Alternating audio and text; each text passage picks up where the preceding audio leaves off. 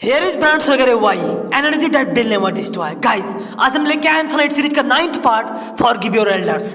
So let's know something beyond because we never satisfied.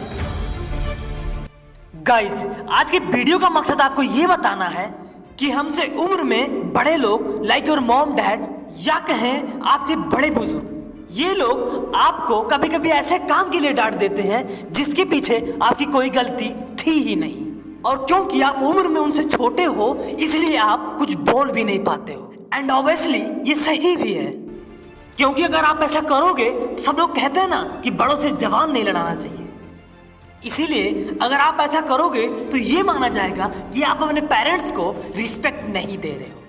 लेकिन दिक्कत तो इस बात की है कि मेल जब अपने यंग एज में होते हैं तो उनका मेल हार्मोन्स टेस्टोस्टेरोन पीक पे होता है, और वही हार्मोन्स उनको बनाता है टू मच एग्रेसिव। और यही वजह है कि बहुत सारे बच्चों को ना चाहते हुए भी अपने पेरेंट्स का डिसरिस्पेक्ट करना पड़ता है और उनसे जबान लड़ाना पड़ता है। और फिर ये सवाल उठता है कि ऐसी सिचुएशन में हम करें क्या। तो उसका जवाब ये है कि आपको कुछ नहीं करना है, जस्ट रिलैक्स। बस आपको अपने सोचने के तरीके में कुछ बदलने की जरूरत है। एंड बिकॉज ऑफ दैट कहा जाता है कि सोच बदलने से सितारे बदल जाएंगे, निगाहें बदलने से नजारे बदल जाएंगे। कश्ती बदलने की जरूरत नहीं है, दिशा बदल लोगे किनारे बदल जाएंगे। और अगर इसे एक लाइन में कहें तो यदा दृष्टि तथा सृष्टि। इसीलिए सबसे पहले आपको यह सोचना होगा कि अगला बंदा रिएक्ट क्यों कर रहा है। It's just based on how his understanding and experience. So what? इसका मतलब ये कि वो इंसान आपको अपने अंडरस्टैंडिंग के हिसाब से या कहें कि अपने पास्ट के एक्सपीरियंस के हिसाब से ही डांट रहा है। जैसा कि मान लो आपका पैशन सिंगिंग है, जो कि उसके पॉइंट ऑफ व्यू से एब्सोल्युटली राइट है, और वही पैशन आपके एल्डर का भी था और उसने अपनी पढ़ाई छोड़कर सिंगिंग पे ध्यान दिया और उसको कुछ हासिल नहीं हुआ। तो वो बंदा आपसे यही बोलेगा कि पढ़ाई पे ध्यान दो, कुछ नहीं रखा इन सब में।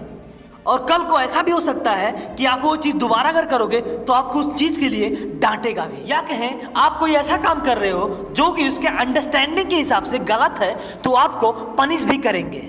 एंड जस्ट फॉर डैट अपने एल्डर्स को ये सोच के माफ करना चाहिए कि वो जो कुछ भी बोल रहा है अपने अंडरस्टैंडिंग के हिसाब से ही बोल रहा है, और मुझे जरूरत उससे जबान लड़ाने की नहीं है, बल्कि जो मैं कर रहा हूं उसको हासिल करके दिखाने की है, ताकि कल को मैं अपने एल्डर्स की सोच बदल सकूं कि जो मैं कर रहा था वो गलत नहीं था बल्कि एब्सोल्युटली सही था, जिससे तुम्हारे एल्डर्स या पेरेंट्स तुम्हारे ऊपर एक दिन प्राउड कर सके और वो भी फील करेंगे कि हाँ मैं उनको पनिशमेंट देके और डांट के बहुत बड़ी गलती कर रहा था।